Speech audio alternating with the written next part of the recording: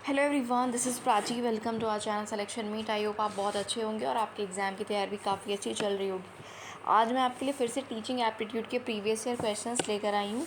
अब तक मैंने DSSS के प्रीवियस ईयर क्वेश्चंस आपके साथ डिस्कस करे हैं। टीचिंग एप्टीट्यूड के नवोदय के मैं कर चुकी हूँ और लास्ट वीडियो में सुपर टेट के किए थे। और आज मैं KVS के PGT एग्ज़ाम के क्वेश्चंस हैं, तो जितने भी पॉसिबल हो पाए मैं आपको टीचिंग एप्टीट्यूड के सभी एग्ज़ाम्स के टीचिंग एग्ज़ाम्स के PYQ एग्ज़ाम से पहले करा दूँगी। तो अगर आप लोग इनकी प्रैक्टिस करना चाहते हो तो हमारे चैनल के साथ आप जुड़ सकते हो। साथ ही साथ जितनी भी पहली वीडियोज़ आई हैं DSSS के रिलेटेड, चाहे वो टीचिंग एप्टीट्यूड की हों, चाहे जनरल पोर्शन में आपकी जनरल अवेयरनेस या हिंदी की हों, वो सब आपको एक जगह पर मिल जाएंगी। प्लेलिस्ट में जाना, DSSS PYQ नाम से प्लेलिस्ट है, वहाँ पर सारी वीडियोज़ अवेलेबल हैं। चलिए अब बिना देरी के आज का वीडियो शुरू करते हैं। ये वीडियो हर उस एग्ज़ाम के लिए, टीचिंग एग्ज़ाम के लिए इम्पॉर्टेंट है जहाँ पर टीचिंग एप्टीट्यूड या टीचिंग मेथडोलॉजी पूछा जाता है। ठीक है, चाहे वो DSSS हो, NVS हो, KVS, सुपर टेट, CTET, इन सभी जगह पर ये इक्वली इम्पॉर्टेंट होगा। DSSS की जहाँ तक बात करें तो TGT में 10 नंबर की आपसे टीचिंग मेथडोलॉजी पूछी जाती है और PGT में 20 मार्क्स की। तो चलिए अब आज का वीडियो शुरू करते हैं अपने पहले क्वेश्चन के साथ। और पहला क्वेश्चन आपके सामने है, निम्नलिखित में से कौन सी योजना कम से कम शिक्षार्थी केंद्रित हो सकती है। ठीक है, कम से कम शिक्षार्थी केंद्रित यानी कि चाइल्ड सेंटर्ड। ठीक है, तो जो निर्देशात्मक योजना होती है, इसमें इंस्ट्रक्शंस देता है टीचर कि ऐसे करो वैसे करो, ये जो है बच्चों के लिए कम यूज़फुल होगी। ठीक है, कम से कम शिक्षार्थी केंद्रित होगी। तो आपको यहाँ पर ध्यान रखना है कि जो इंस्ट्रक्शनल प्लान होता है, ठीक है, ये इंस्ट्रक्शनल टीचिंग मेथड जो होता है, निर्देशात्मक योजना बच्चों के लिए कम यूज़फुल होती है और प्लान्स से। ठीक है, चाइल्ड सेंटर्ड ये कम होती है, ये आप याद रखेंगे। अगला क्वेश्चन है, अनुपूरक शिक्षण यानी कि सप्लीमेंट्री लर्निंग सामग्री के पीछे का क्या विचार है। देखिए, जो टफ वर्ड्स हैं हिंदी के, उनको मैं इंग्लिश में भी लेकर आई हूँ, क्योंकि बहुत बच्चों का कहना था कि इंग्लिश में भी आप मैम लेकर आइए। तो बस जो पहली क्लास थी उसको मैं वो आपकी केवल हिंदी में थी, बाद में मैंने इंग्लिश भी कुछ वर्ड्स की डाल दी है, ऐड कर दी है, जिससे आपको समझने में कोई भी प्रॉब्लम ना हो। तो अनुपूरक शिक्षण यानी कि सप्लीमेंट्री लर्निंग, इसके पीछे का विचार क्या होता है, आगे विभिन्न विषयों में शिक्षार्थियों की रुचि को समृद्ध करना यानी कि मजबूत करना, जिससे अलग अलग सब्जेक्ट्स में बच्चों का जो इंटरेस्ट है वो डेवलप हो सके। ये आपका सप्लीमेंट्री लर्निंग का एक थॉट होता है, एक प्रोसेस होता है। नेक्स्ट क्वेश्चन नंबर 3 आपसे कहता है, एक अच्छी शिक्षण सामग्री की एक आवश्यक विशेषता क्या होती है। जो भी आपका टीचिंग मटेरियल होता है उसकी कैरेक्टरिस्टिक क्या होती है। तो जो आपकी टीचिंग लर्निंग मटेरियल यूज़ किया जाता है उसका मेन पर्पस होता है बच्चे को एक्टिव करना, एक्टिवली बच्चा पार्टिसिपेट करे, यानी कि बच्चे के जितने ज़्यादा सेंसेस यूज़ हों, इंद्रियां शामिल हों पढ़ने में, समझने में, उतना अच्छा उसका जो है आउटपुट बच्चे से हमें मिलता है। तो अच्छी शिक्षण सामग्री क्या करती है, बच्चों की मैक्सिमम जो सेंसेस हैं उनको क्या करती है, एक्टिव करती है, यानी कि अधिकतम इंद्रियों की भागीदारी को शामिल करती है। अगला सवाल आपके सामने है, ग्रेप वाइन संचार शब्द का क्या अर्थ है।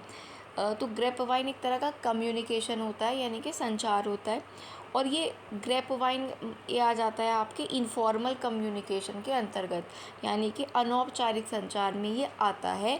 तो याद रखना, ग्रेप वाइन जो कम्युनिकेशन है, संचार है, वो अनौपचारिक संचार में यानी कि इनफॉर्मल कम्युनिकेशन के अंदर आता है। अगला सवाल है क्वेश्चन नंबर 5, एक बच्चा जो डॉग को गॉड या बैट को टैब के रूप में पढ़ता है, वो किस प्रकार की अक्षमता से ग्रसित है। ये क्षमता नहीं होगी, अक्षमता होगी, यानी कि डिसेबिलिटी।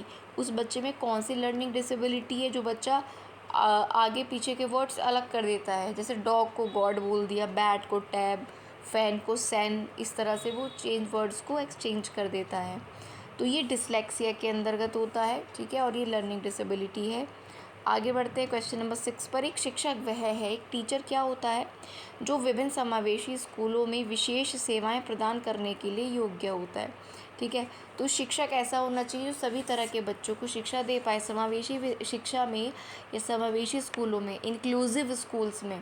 ठीक है, उनमें क्या होता है आपका, जहाँ पर बच्चों का इंक्लूजन होता है, सभी तरह के बच्चे एक साथ पढ़ते हैं। तो एक अच्छा टीचर वही है जो उन बच्चों को भी और सामान्य बच्चों को भी विशेष जो अच्छे से सेवाएं दे पाए, और उनकी जो आवश्यकताएँ हैं, नीड्स हैं, उनको फुलफ़िल कर पाए। ठीक है, बढ़ते हैं अगले क्वेश्चन पर। अगला है, उपलब्धि परीक्षणों का उद्देश्य क्या नहीं होता? जो अचीवमेंट टेस्ट होते हैं, उपलब्धि परीक्षण यानी कि अचीवमेंट टेस्ट, तो उनका जो पर्पज़ है वो क्या नहीं होता है?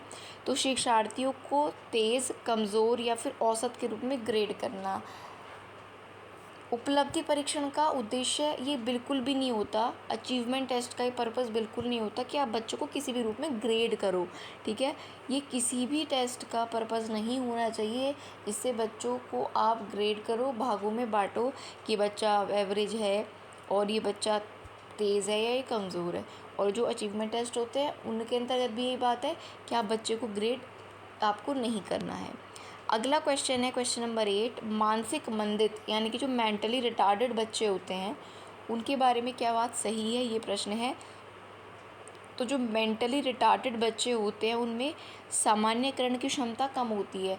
सामान्यकरण मतलब नॉर्मलाइजेशन, चीज़ों को ना वो सामान्य चीज़ों को भी नॉर्मलाइज नहीं कर पाते, एकदम से नहीं समझ पाते हैं, क्योंकि उनके सोचने की गति, समझने की वो स्पीड जो होती है कम होती है।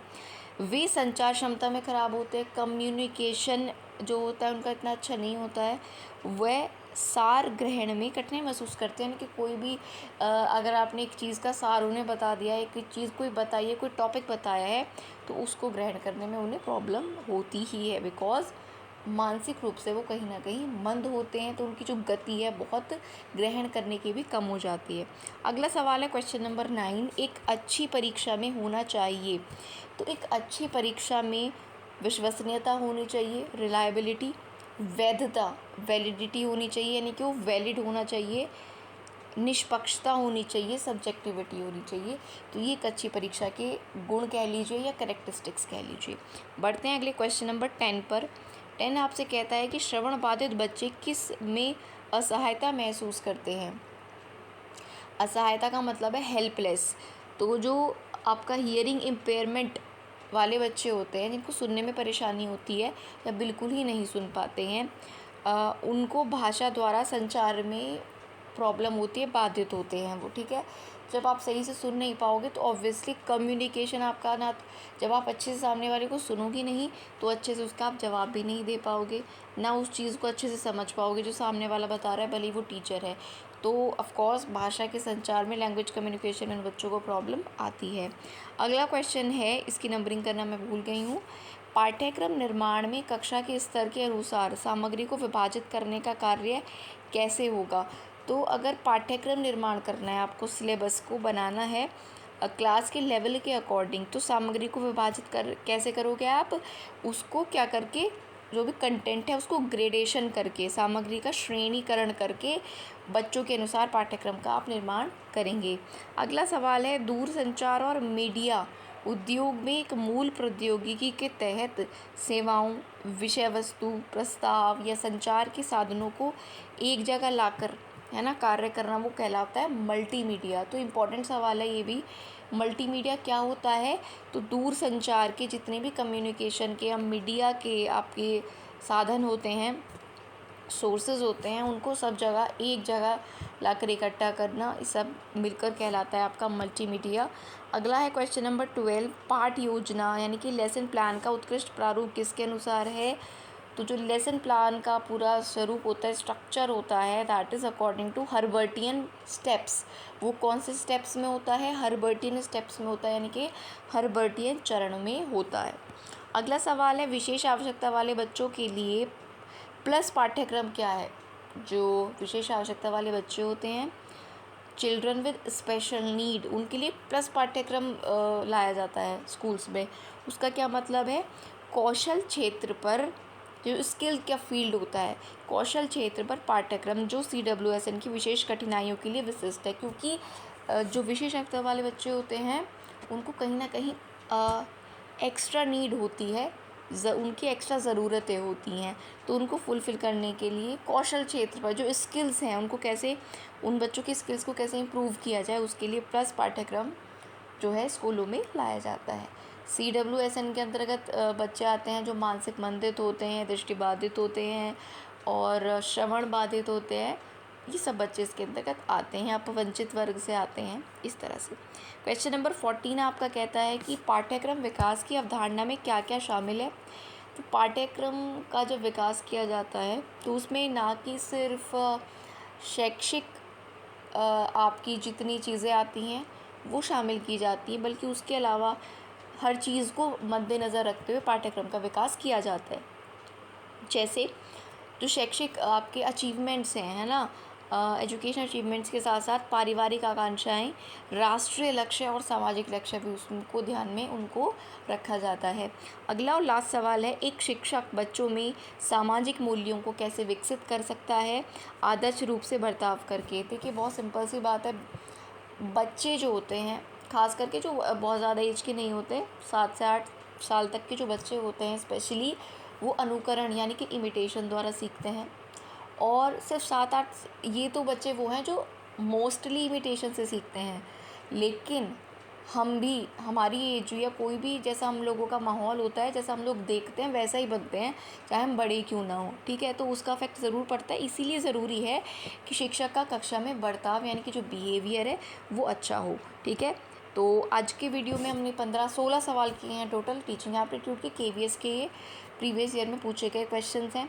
लगातार मैं क्वेश्चंस कलेक्ट कर रही हूँ आपके लिए, बिकॉज़ ये एप्टीट्यूड वाला जो पोर्शन है आपको ये इसके क्वेश्चंस ढूंढने में थोड़ी प्रॉब्लम हो रही है। और बच्चे पूछ भी रहे थे बहुत सारे स्टूडेंट्स की क्या कोई बुक लें इसके लिए। तो बुक की देखिए आप ले सकते हो अगर आपके पास टाइम है उसको करने के लिए, आपने अपना सब्जेक्ट कंप्लीट कर लिया है तो बुक लेके टीचिंग मेथोडोलॉजी पढ़ लो, लेकिन 10 या 20 नंबर के लिए मुझे नहीं लगता आपको PYQ से बाहर जाना चाहिए। और मैं कई बार हर वीडियो में बताती हूँ PYQ करिए सारे टीचिंग एग्ज़ाम्स के, साथ ही साथ सीटेट में जो आप पेडागोजी वगैरह पढ़ते हो वो पढ़ लो, आपके लिए सफिशिएंट होगा, ठीक है। बाकी अगर आपकी कोई क्वेरीज़ हैं तो पूछ सकते हो आप मुझसे अपनी क्वेरीज़ को कमेंट बॉक्स में भी, और डिस्क्रिप्शन में टेलीग्राम का लिंक है वहाँ पर जाकर भी, और ये PDF भी आपको टेलीग्राम पर ही मिलेगी।